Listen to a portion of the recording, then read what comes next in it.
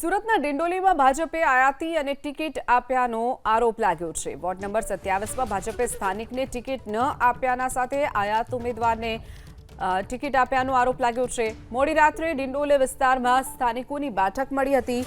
વિસ્તારમાં પાટીદારો અને ઉત્તર ગુજરાતના સૌથી વધુ મતદારો રહે છે। ડિંડોલી વિસ્તારમાં પાટીદાર યુવાનોએ ટિકિટની માંગ કરી હતી, પરંતુ આયાતી ઉમેદવારને ટિકિટ અપાઈ હોવાનો આરોપ લાગ્યો છે।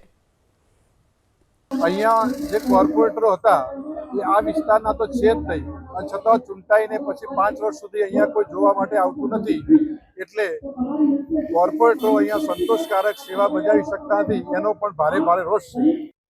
સુરતના ડિંડોલીમાં ભાજપે આયાતી અને ટિકિટ આપ્યાનો આરોપ લાગ્યો છે। વોર્ડ નંબર 27માં ભાજપે સ્થાનિકને ટિકિટ ન આપ્યાના સાથે આયાત ઉમેદવારને ટિકિટ આપ્યાનો આરોપ લાગ્યો છે। મોડી રાત્રે ડિંડોલી વિસ્તારમાં સ્થાનિકોની બેઠક મળી હતી। વિસ્તારમાં પાટીદારો અને ઉત્તર ગુજરાતના સૌથી વધુ મતદારો રહે છે।